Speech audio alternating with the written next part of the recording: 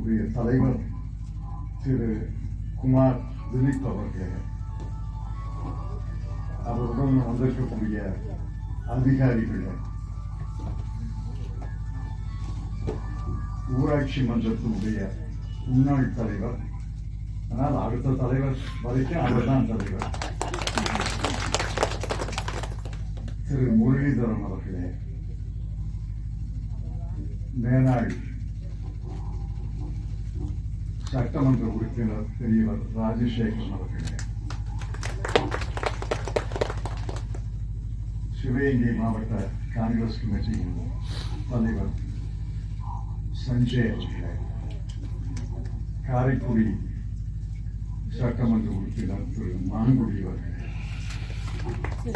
இந்த பொறுப்பை ஏற்றுக்கொண்டு இங்கே சிறப்பாக நிகழ்வை அமைத்த திருமதி வித்யா கணபதி அவர்களே, திரு முனியால் மற்றும் சுலாப் இன்டர்நேஷனலுடைய அதிகாரிகளே, இந்த ஊராட்சி கிராமங்களுக்கு உட்பட்ட பெரியோர்களே, தாய்மார்களே, உங்கள் அனைவருக்கும் என்னுடைய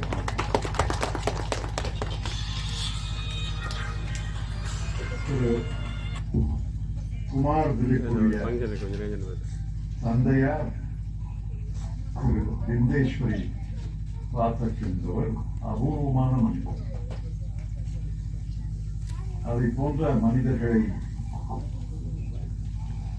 தேடி கண்டுபிடித்தாலும் அரிதால்தான் இருப்பார்கள். ஜாதியை குறிப்பிடுகிறேன் என்று நினைக்காதீர்கள். அவர் பிராமண குடும்பத்தில் 80-85 ஆண்டுகளுக்கு முன்னால் பிறந்தவர். அப்ப அந்த சமுதாயத்துல பிராமண குடும்பம் எவ்வளவு உயர்வான நிலையில இருந்தார்கள் என்பதை நீங்கள் கற்பனை செய்து பார்க்கலாம். அவர் சிறு வயதுல இருக்கும்போது அவரை பயிற்சிக்கு ஒரு ஊர் நடத்தினாங்க. அங்கு இருக்கக்கூடிய சமுதாய அமைப்பை உன்னிப்பாக கவனித்தார். அவருக்கு அதிர்ச்சி, ஏன் பிராமண குடும்பங்கள் இவ்வளவு உயர்ந்த நிலையில இருக்கிறார்கள், மற்றவர்கள்லாம் அடுத்தடுத்து கடைசியில தாழ்த்தப்பட்ட சமுதாயத்தை, ஒடுக்கப்பட்ட சமுதாயத்தை சார்ந்தவர்கள் எந்த நிலையில் இருந்தார்கள் என்பதையெல்லாம் அவர் மனதில் மிகப்பெரிய தாக்கத்தை ஏற்படுத்தியது. இவர்கள் என்ன செய்கிறார்கள், அவர்கள் என்ன செய்கிறார்கள் என்று ஒப்பிட்டுள்ளார். இன்னைக்கு இருக்கு, அந்த அளவுக்கு தாக்கம் இல்லை. ஆனால் அவரவர்கள் தொழில்களை பொறுத்துத்தான் அவரவர்கள் சமுதாய அந்தஸ்து. பிராமணர்களுக்கு ஒரு தொழில், சில தொழில்கள், கோயில்களில் பூஜாரியாக இருப்பது, பள்ளிக்கூட ஆசிரியராக இருப்பது, அந்த தொழிலை செய்தவர்கள் பிராமணர்கள் உயர்ந்த நிலையில் இருந்தார்கள். அதுக்கப்புறம் விவசாய தொழிலை செய்தவர்கள், மற்ற தொழில்களை செய்தவர்கள், அவர்களெல்லாம் அந்த அந்தஸ்து வரிசையில தான் சமுதாயம் இருந்தது. அது இன்னைக்கு உடைக்கப்படுகிறது, இன்னும் வேகமாக உடைக்கப்படும் என்பது என்னுடைய கணிப்பு. ஆனால் கீழ் நிலையில இருந்தவர்கள் என்ன செய்தார்கள், மனிதன் கழிவை மனிதன் அகற்றுவது என்பது இந்தியாவில் தான் இருக்கும். அது அவருக்கு மிகப்பெரிய தாக்கத்தை ஏற்படுத்தியது. 18வது வயதுல அவர் உறுதி பூண்டார். எனக்கு நல்லா தெரியும், அவரை பல முறை சந்தித்து உரையாடி இருக்கிறேன். வரலாற்றுல நூல்களில் படித்து கேட்டு அறிந்ததை விட அவரோடு 1 மணி நேரம் பேசினாலே பீகார் சமுதாயம் எப்படி இருந்தது, தமிழ்நாடு சமுதாயம் ஓரளவுக்கு நமக்கு தெரியும். ஆனால் தமிழ்நாடு சமுதாயத்தை பின்னோக்கி இன்னும் பின்னடைந்து ஒரு 50-60 ஆண்டுகளுக்கு முன்னாடி பாருங்க, பீகார் சமுதாயம் அப்படித்தான் இருந்தது. அந்த சமுதாயத்துல 18 வயதுல ஒரு உறுதி எடுத்தார். தான் வாழ்நாள் முழுவதும் இந்த மிக மிக இழிவாக கருதப்பட்ட தொழிலை செய்பவர்களை உயிரிப்பது, அவர்களை உயர்த்துவதுதான் தன்னுடைய வாழ்க்கையின் கடமை, வாழ்க்கையின் பயன் என்று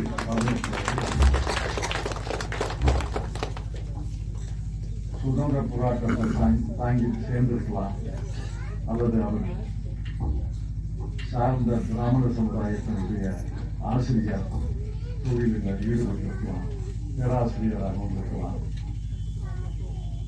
அதிகாரியாக வந்திருக்கலாம், அரசு முக்கிய அதிகாரியாக IAS IPS வந்திருக்கலாம். அதெல்லாம் அவருக்கு பொருட்டாங்க. தன் வாழ்நாளில் மிக மிக எளிதாக கருதப்பட்ட தொழிலை செய்பவர்களை உயிரிழப்பதுதான், அவர்களை உயர்த்துவதுதான் தன்னுடைய வாழ்க்கையின் கடமை என்று முடிவெடுத்து இந்த சுலாப் இன்டர்நேஷனலை பிறகு தொடங்கினார். இன்று உலகம் முழுவதும் சுலாப் இன்டர்நேஷனல் தெரியும். இந்தியா முழுவதும் பரவியிருக்கிறது.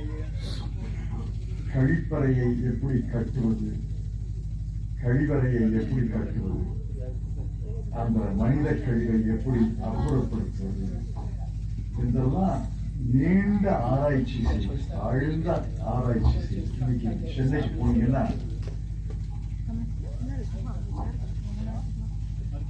இந்த ஜூ இருக்கு, அந்த ஜூக்கு போனீங்கன்னா அங்க கழிவறை, ஜூல இருக்க கழிவறை சுலாப் இன்டர்நேஷனல் கட்டிய கழிவறை. நம்ம பகுதியில, நம்ம தொகுதியில 15 பள்ளிக்கூடங்களில் கழிவறை கட்டியிருக்கிறார்கள். அதை தொடர்ந்து பல நிறுவனங்கள் கழிவறைகளை கட்டுகிறார்கள். டாடா நிறுவனம், முருகப்பா நிறுவனம் எல்லாம் கழிவறை கட்டியிருக்கிறார்கள். முதல்ல தொடங்கி வைப்பது நம்முடைய தொகுதியில சுலாப் இன்டர்நேஷனல்.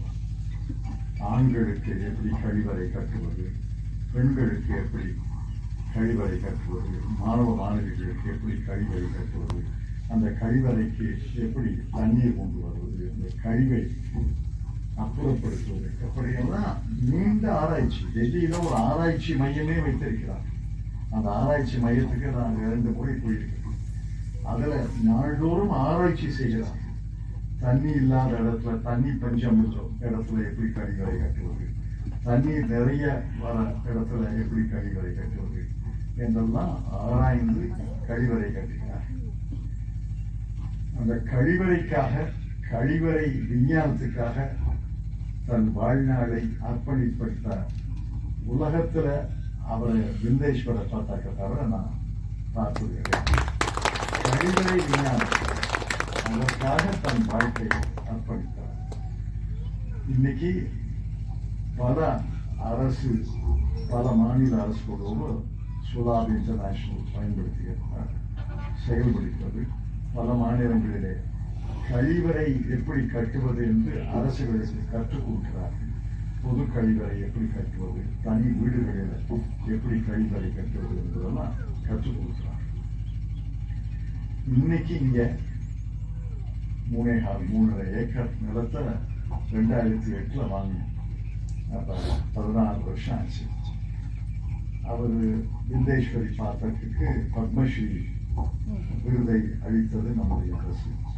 அதற்கு பிறகு அவருடைய மகன் பொறுப்பேற்ற பிறகு அவரிடம் பேசி இங்க வரணும்னு சொன்னேன். வரலன்னு சொன்னாரு. அதிகாரிகளை அனுப்ப, அவங்க எடுத்தேன் கவிழ்த்தேன்னு காரியம் செய்யறதில்ல, எல்லாம் ஆராய்ந்து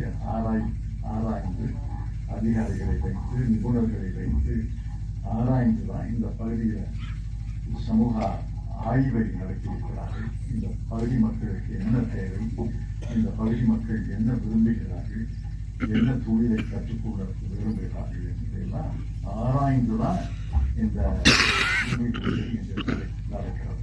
அடிக்கோள் விழா நடக்கிறது. இந்த பகுதியில பல கிராமங்களுக்கு அவர்களுடைய அதிகாரிகள் சென்று ஆய்வு செய்திருக்கிறார்கள். இந்த பகுதியில என்ன தேவை என்று உணர்ந்திருக்கிறார்கள். அந்த பகுதி மக்களுடைய தேவைக்கு ஏற்ப இங்கே பயிற்சி மற்றும் உற்பத்தி, ட்ரைனிங் கம் ப்ரொடக்ஷன். முதல்ல பயிற்சி, அப்புறம் உற்பத்தி ஆரம்பிக்கும். ஏன்னா நம்ம கிராம மக்களுக்கு கல்வி இருக்கிறது, உலக அனுபவம் இருக்கிறது, செய்திகள் வருகின்றன, தரவுகள் வருகின்றன. என்ன செய்வது? கிராமத்துல என்ன முதலீடு செய்ய முடியும்? உடல் உழைப்பை தரலாம், புத்தி முதலீடை செய்யலாம், பணம் இருந்தால் பணமும் போடலாம். எதை செய்வது, எதை உற்பத்தி செய்வது, எதை விற்பனை செய்வது என்றெல்லாம் தெரியாது. 100 நாள் வேலை வாய்ப்பு என்பது நம்முடைய அரசு கொண்டு வந்த திட்டம். அந்த திட்டம் மிக மிக பரம ஏழைகளுக்கு, எழுத்தறிவில்லாத பெண்களுக்கு, ஆண்களுக்கு ஒரு வேலை கொடுத்து 100 ரூபான்னு ஆரம்பிச்சு இப்போ 250 ரூபா, 270 ரூபா வருது. ஆனால் அதையே செய்திருக்க முடியுமா? கம்மா வெட்டிட்டு இருக்க முடியும். அடுத்து வேலைகள், பயிற்சி. இங்கே கம்மா வெட்டுறதுக்காக அந்த பயிற்சி நிலையம் அல்ல, இந்த சாலையில் ஓரத்தில் இருக்கிற புல்லை வெட்டுறதுக்காக பயிற்சி நிலையம் அல்ல, அதுக்கெல்லாம் பயிற்சி நிலையம் தேவையில்லை. இது பயிற்சி நிலையம் என்பது வேல்யூ ஆட் சொல்றேன். நம்முடைய உழைப்பு, முதலீடு, ஒரு பொருளை உற்பத்தி செய்வது, அந்த பொருளுக்கு சந்தை இருக்க வேண்டும், அந்த பொருளுக்கு வாங்குபவர்கள் இருக்க வேண்டும். அதற்கான பொருள்களை உற்பத்தி செய்வதற்கு பயிற்சி நடத்துவார்கள். இந்த ரொம்ப தொலைநோக்கோடு இப்ப சூரிய வெளிச்சத்திலிருந்து மின்சாரம் தயாரிக்கிறது. அதெல்லாம் முன்னாடி பெரிய மிஷின்ல தான், பெரிய தொழிற்சாலையில தான் செய்ய முடியும்னெல்லாம் போயிடுச்சு. இப்ப சின்ன கூடத்திலேயே சோலார் பேனல் தயாரிக்க முடியும். இப்ப ட்ரோன் இருக்கு, இந்த ஓட்டி இல்லாத, கார் ஓட்டி இல்லாத, வண்டி ஓட்டி இல்லாத ட்ரோன் பறக்குது. அதெல்லாம் நமக்கு புதுசு. 10-12 ஆண்டுகளுக்கு முன்தான் தெரியும். அந்த ட்ரோன் எல்லாம் இப்ப வீடுகளிலே, கிராமங்களிலேயே தயாரிக்க முடியும். முதல் ட்ரோனை எல்லை காவல் படையில நாங்கள் பரிசோதித்த போது நான் அந்த ட்ரோனை பார்த்தேன். பெரிய ட்ரோன், அது 300 அடிக்கு தான் பறக்கும். 300 அடிக்கு பறக்கிறதுக்கு ஒரு ஆள். இப்ப எல்லா திருமணத்திலையும் ட்ரோன் பறக்குது, எல்லா திருமணத்திலையும் ட்ரோன் பறக்குது. இப்ப ஜப்பான்ல, சீனால ட்ரோன் மூலமாகவே மருந்தை கொண்டு வீட்டில் சேர்க்கிறாங்க. இப்ப அந்த மோட்டார் சைக்கிள்ல, ஸ்கூட்டர்ல, 2 வீலர்ல 10 நிமிஷத்துல டெலிவரின்னு சொல்றாங்க. அதெல்லாம் ட்ரோன் மூலமாகவே செயல்படுது. மருந்து, உணவுகள்லாம் ட்ரோன் மூலமாகவே கொண்டு போடலாம். அதனால உலகம் வேகமாக மாறிக்கொண்டிருக்கிறது. விஞ்ஞானம், தொழில்நுட்பம் மிக மிக வேகமாக மாறிக்கொண்டிருக்கிறது. அதனால அதற்கு தயாராக கிராமங்களை உருவாக்க வேண்டும். அதற்கு இந்த கிராமத்தை, இந்த ஊராட்சியை தேர்ந்தெடுப்பதற்காக அவர்களுக்கு நன்றியை சொல்கிறேன். அதற்கு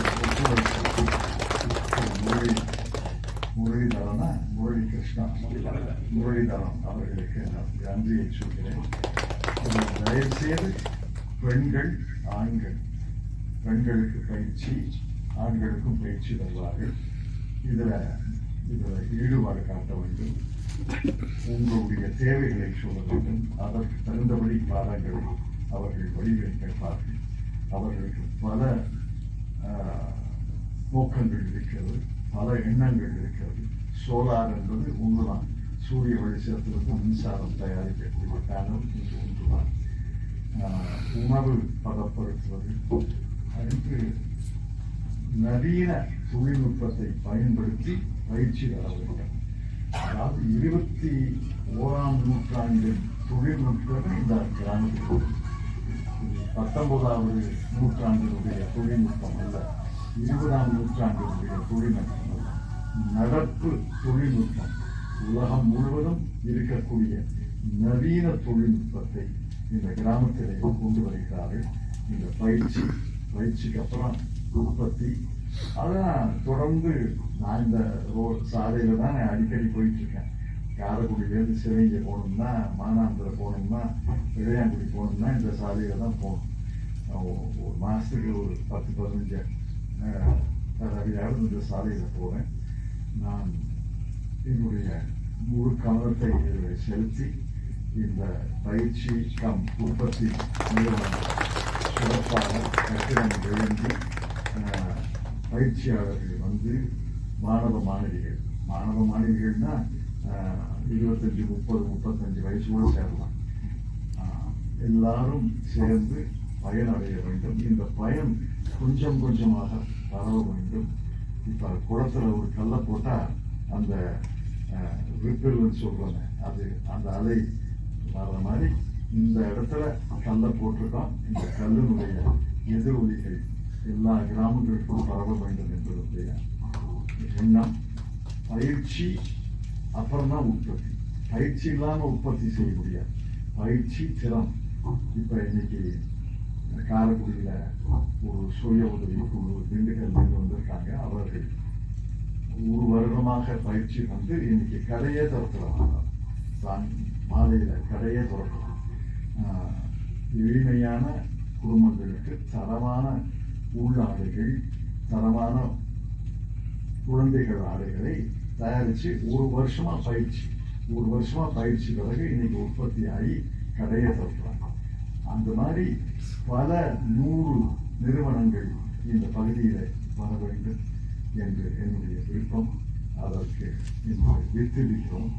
இதில் இந்த இன்று நடுகின்ற வித்து பெரிய ஆலமரமாக வந்து எல்லாருக்கும் பரவ வேண்டும் என்பதுடைய நோக்கம். தயவுசெய்து இந்த செய்தி செவி வழி செய்து தான் வேகமாக பரவும். நீங்கள் கிராமங்களில் சொல்லுங்க, உங்கள் நண்பர்கள் உறவினர்களுக்கு சொல்லுங்க, தோழர்களுக்கு சொல்லுங்க. இது வெகு வேகத்தில் வெகு விரைவில் மிகப்பெரிய நிறுவனமாக பயிற்சி உற்பத்தி நிறுவனமாக வளர வேண்டும் என்பதனுடைய ஆசை. அதற்கு என்னுடைய முழு ஒத்துழைப்பை தருகிறேன். I am telling them, Mr. Kumar, that what we saw today must become a big movement. Training come production in modern technology-based products, and they are capable, they are competent, they have common sense and native intelligence will quickly pick up the technology, and they will spread, and the message will spread, and this will become a major center for educating and empowering rural people. That's what I told them. And I spoke about his father, his lifelong dedication to the poorest and the most despicable job that they were doing at that time. The social revolution has been ushered by your father, and you know very well. I'm proud that I was acquainted with your father. எனக்கு மிகுந்த பெருமை. Doctor விந்தேஸ்வரி Pathak என்னுடைய நண்பர் என்று சொல்வதில் எனக்கு மிகப்பெரிய நிறுவனத்தை குறைந்திருந்தார். அவரை வரவேற்று, உங்கள் சார்பிலை வரவேற்று, இந்த வாய்ப்பை பல 100 பேர் பயன்படுத்திக் கொள்ள வேண்டும் என்று கேட்டு, இதற்கு முக்கிய கருவியாக இருப்பதும் திருமதி வித்யா கணபதி அவர்கள். வித்யா கணபதி கொடுக்கப்படுவதற்காக அந்த பொறுப்பை செம்மையாக நிறைவேற்றுவார். அதற்கு நான் துணையாக இருப்பேன், உதவியாக இருப்பேன் என்று சொல்லி நன்றி.